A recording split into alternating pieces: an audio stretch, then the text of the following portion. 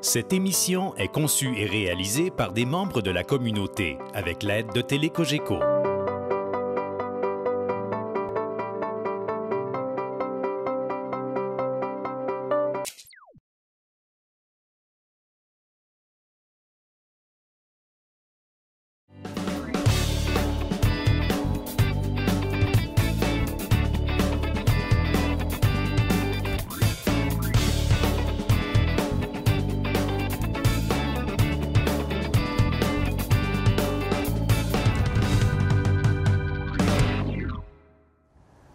Bonjour, je m'appelle Pierre Robitaille. Le but de cette émission est d'introduire les outils informatiques en répondant aux questions suivantes. Que peut-on faire avec l'informatique? Pourquoi? Avec quels outils et quels en sont les risques? Je veux démontrer que je peux simplifier votre perception de l'informatique, démystifier vos craintes et vous aider à comprendre vos besoins. Par le biais de laboratoires, de Vox Pop et de mise en situation, d'entrevues avec des experts, nous allons découvrir ensemble les diverses possibilités qui s'offrent à vous, ainsi que les outils disponibles pour les réaliser. Bref, une émission conçue pour répondre à des questionnements, des peurs, des besoins, et qui, je l'espère, rendra cette merveille qu'est l'informatique à la portée de tous. Bienvenue dans la bulle à Pierre.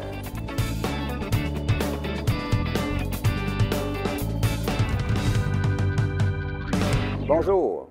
Le monde des équipements informatiques est vaste et souvent complexe pour les néophytes. On passe facilement des plus gros, comme les tours, soit serveurs ou de table, aux plus petits, comme les mini, tablettes, des tout en passant par les tout-en-un, les divers portables et récemment les tablettes, disons, hybrides, permettant le branchement d'un clavier et avec une puissance comparable à certains portables. Il est souvent trop facile de voir grand avec des ordinateurs, et franchement, sans raison. Une mauvaise sélection et vous n'utiliserez pas autant votre appareil. Attention, généralement, les vendeurs vont vous vendre ce qu'ils ont en main ou encore ce qui, selon eux, selon leurs besoins, ce qu'ils trouvent étant le meilleur ordinateur. Souvenez-vous que ce qui est bon pour votre vendeur n'est souvent pas ce que vous avez besoin.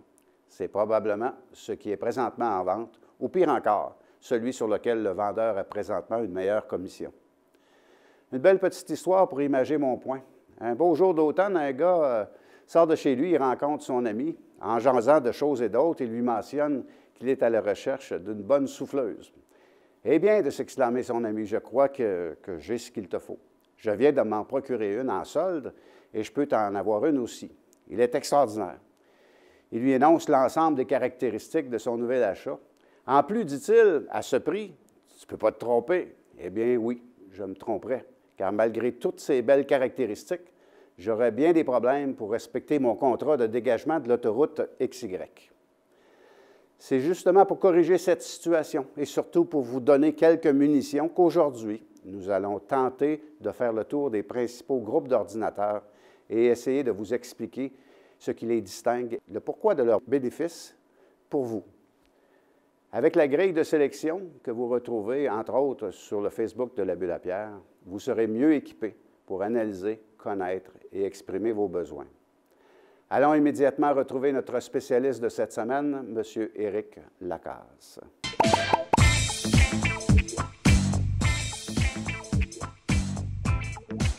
Bonjour Éric. Bonjour Pierre. Ça va bien? Oui. Éric, j'aimerais que tu nous parles un peu de ton parcours.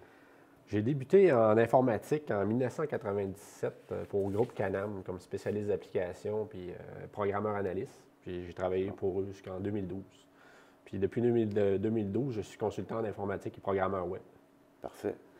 Éric, avant d'entamer l'ensemble des produits, j'aimerais qu'on fasse une comparaison entre un ordinateur et un véhicule. Oui.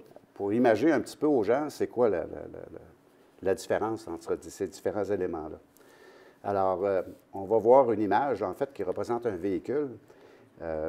Si tu peux nous montrer les équipements, on pourra aussi en même temps démontrer à quoi ça sert. Là. Comme par exemple, si on parle du CPU, bien, par exemple, le CPU, ou d'un moteur. Le processeur, on pourrait le comparer au moteur de l'ordinateur, en fait. C'est vraiment juste ce petit module carré-là.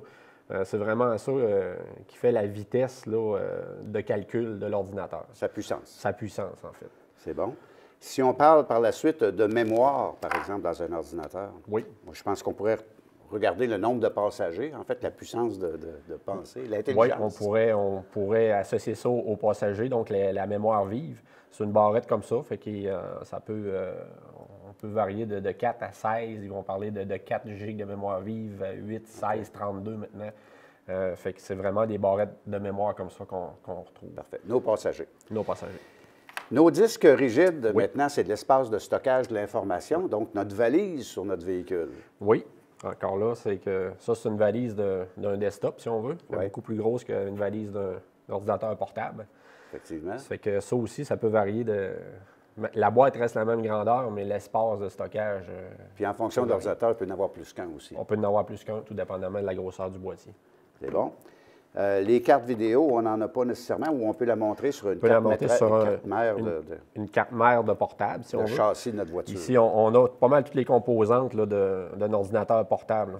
Ici, on a notre moteur qui est le processeur. Ouais. On a notre carte graphique qui est ici. La carte Wi-Fi, se connecter au réseau Wi-Fi. Sans fil, oui. Ensuite, la mémoire pour les portables est toujours plus petite un peu, qui sont nos passagers. C'est vraiment l'intérieur avec tous les connecteurs d'un portable. Puis pour un portable, bien, il y a des batteries qu'on ne voit pas là présentement, mais c'est la batterie du véhicule. C'est ça. Donc, on va imager, tout au cours de notre présentation, on va imager les différents ordinateurs en fonction de type de véhicule, autobus, van ou enfin peu importe. Parfait. Avant de regarder l'ensemble des ordinateurs que nous avons avec nous sur le plateau, il y a 2 questions importantes, je pense qu'il faut que vous vous posiez. La première, avez-vous besoin de logiciels spécifiques pour choisir un ordinateur, entre autres, ou pour votre utilisation? Entre autres, vous avez besoin de faire un système comptable, c'est sûr qu'on ne regardera pas de tablette. Aussi, avez-vous besoin d'un appareil qui soit portable? Ça, c'est les 2 grandes catégories qui vont venir justifier l'appareil que vous allez choisir. Alors, en partant, on va regarder les tablettes maintenant. Alors, Éric, Oui. les principales caractéristiques qu'on va avoir d'une tablette. Je pense qu'on a quoi? La légèreté. C'est sûr que la portabilité, c'est le point numéro 1. Ouais. Ça fait qu'il n'y a pas de clavier, rien, pas de fil. C'est vraiment la meilleure chose pour le transport. Puis c'est aussi facile à utiliser, je pense. Ou plus Oui, facile c'est très facile à utiliser. Tout est tactile, tout est pensé pour l'utilisation juste avec nos doigts, puis ça se termine là. Il n'y a pas trop de clavier puis de commandes de clavier. ni Non, rien. ils ne veulent pas aller dans ces ces modes-là choses-là. parce que ça enlève la simplicité du départ que la tablette a été faite. Donc, c'est tout petit, c'est facile à utiliser, c'est facile à amener avec nous.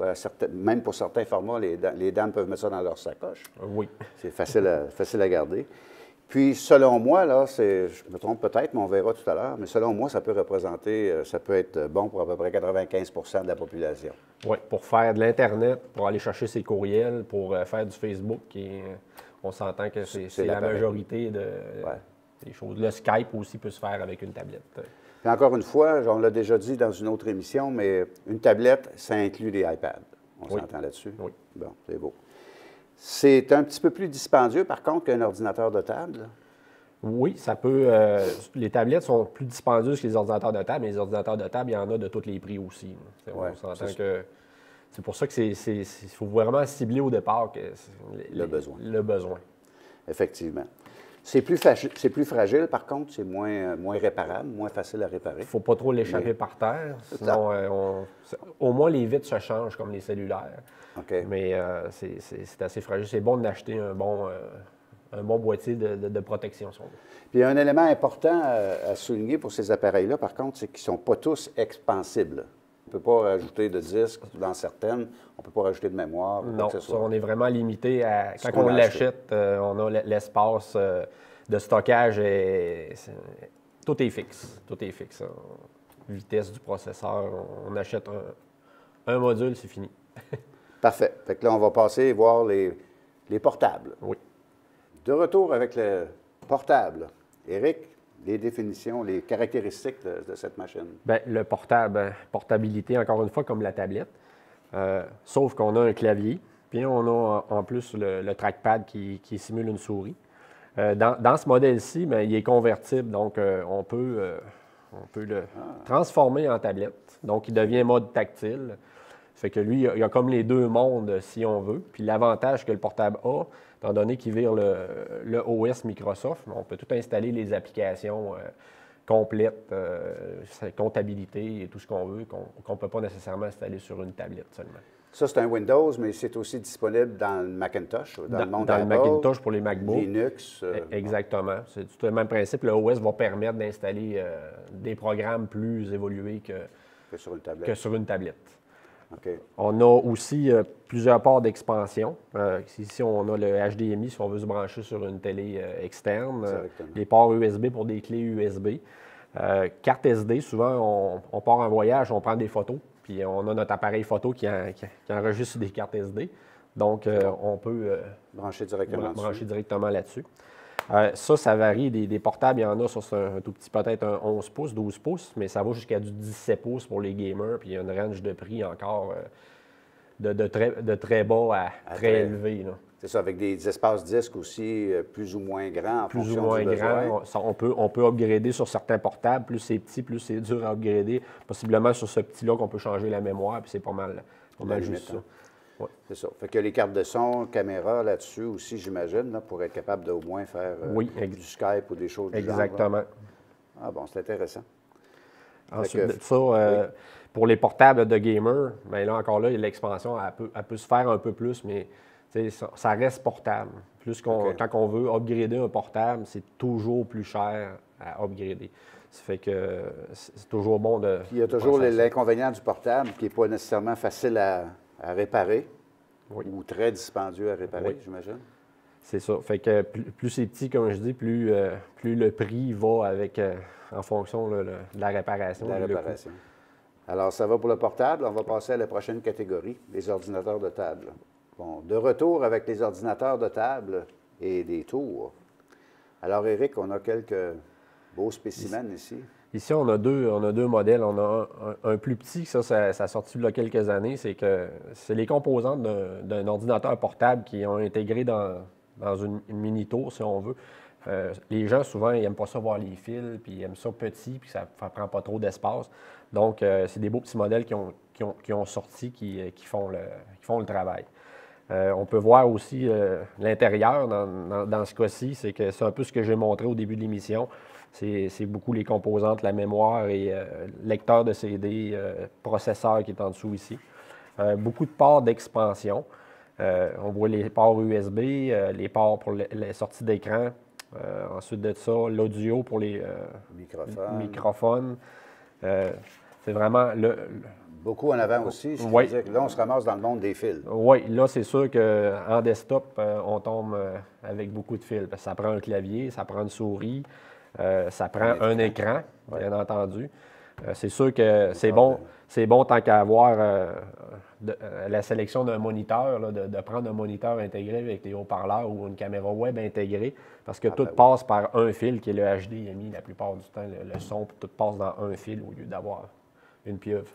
C'est ça. Alors, il y a un petit peu d'expansion, un peu plus que dans un portable. Oui.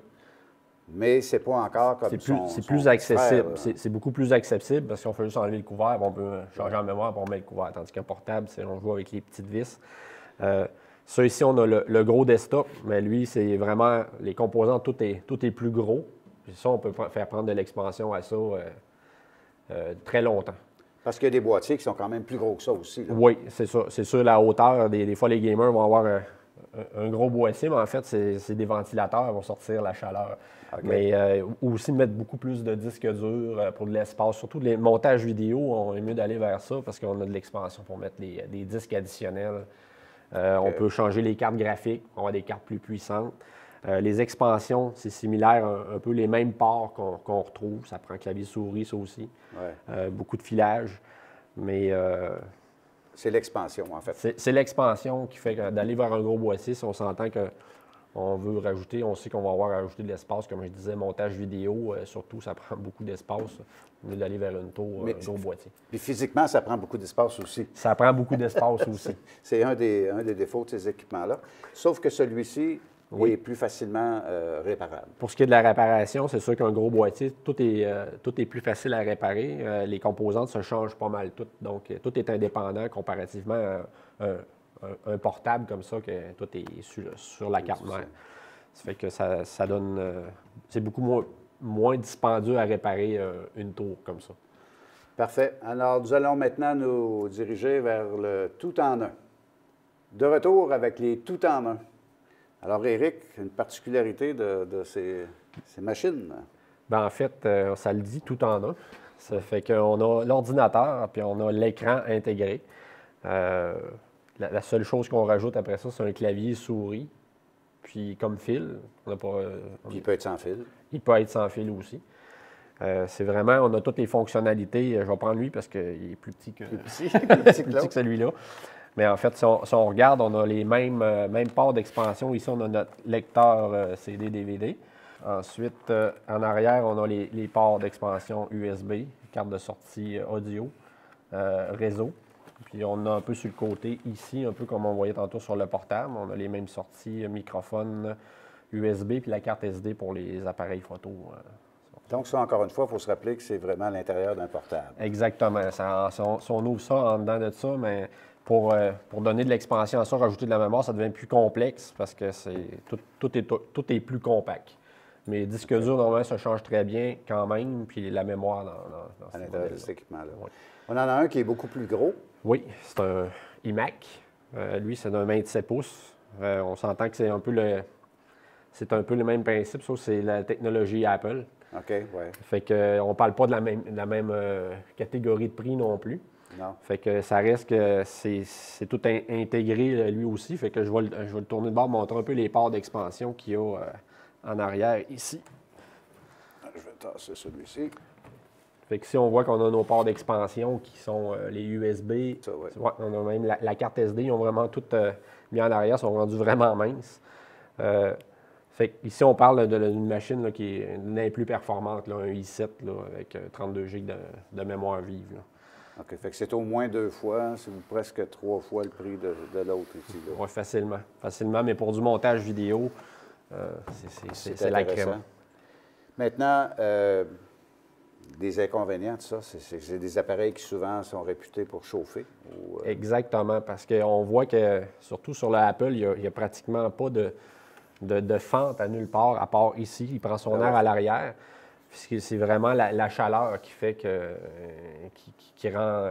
qui cause problème à ces modèles-là. Ouais, la vie utile, l'espérance de vie peut être plus courte à cause de ça. C'est bon de passer l'air de temps en temps régulièrement pour les dépoussiérer. OK, important. Oui. Puis la durée de vie, donc c'est des logiciels normaux, ça roule macOS, ici Microsoft. Windows. Oui. Donc c'est vraiment les logiciels qu'on peut mettre dedans, comme Exact. dans les portables, la Oui. même chose. La réparation? Réparation, là, on s'entend que ça, c'est la technologie d'un portable qu'il y a dans ça. Encore là, on est limité. Si on veut, c'est un modèle HP, si on veut des pièces pour ça, il faut acheter vraiment les pièces pour ça. C'est très dispendieux à réparer. Même chose pour ce qui est de technologie Apple. C'est vraiment, on est limité aux composantes Apple. OK, fait que c'est l'entre-deux. Parfait. Alors voilà pour les tout-en-un. Avant de conclure, j'aimerais, Éric, qu'on parle un peu de ce qui s'en vient, mais ce qui existe un petit peu, mais sur d'autres formats. Là. On a d'autres ordinateurs. On ne les a pas ici en studio, mais il y a les Mac Mini. C'est vraiment des petits modules. C'est un ordinateur tout inclus, si on veut, mais c'est vraiment petit qu'on peut placer souvent. Souvent, ceux-là qui n'ont pas d'espace, ils peuvent utiliser leur télévision HD, brancher ça là-dessus, puis ça devient leur ordinateur, si on veut, quand le clavier, souris sans fil. Okay. Tu as les Mac Mini, tu as plein d'autres NUC qui existent, qui roulent Windows.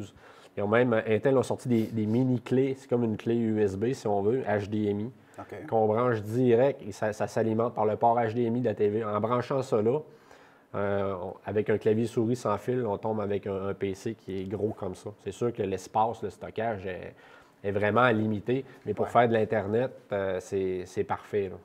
OK. Bon, fait que c'est bon. Fait que de ça aussi, il y a aussi les Surface Pro de Microsoft, les nouveaux hybrides. Les Surface Pro, qui est une tablette hybride, si on veut, parce qu'elle roule vraiment le Microsoft Windows au complet. Okay. Puis elle a un clavier à elle qu'on peut intégrer, qui devient le petit couvert un peu d'une tablette. Fait que c'est vraiment un avantage qu'elle a sur les autres tablettes. C'est une tablette, mais en principe, c'est un ordinateur. C'est un hybride, c'est un portable. Sauf qu'on est limité. Des fois, ça peut venir chaud. Ça fait qu'il ne faut pas souvent les mettre dans des protections trop parce qu'il faut qu'elle se ventile.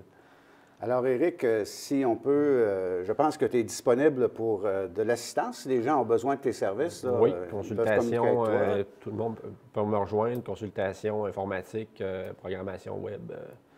Je suis disponible pour vous aider. En conclusion, j'aimerais vous dire que, selon nous, vous devrez en tout premier lieu déterminer le plus précisément possible ce que vous voulez faire. Pas facile au début, me direz-vous, quand on n'en a jamais fait. Mais pourquoi pas prendre un cours? La majorité des commissions scolaires du Québec offrent des cours aux adultes, aux aînés et aux groupes. Ceci vous permettra de vous familiariser avec l'informatique et de vous permettre de mieux choisir. Il vous en coûtera moins cher que d'acheter le mauvais appareil en partant. Bonne semaine et à la semaine prochaine.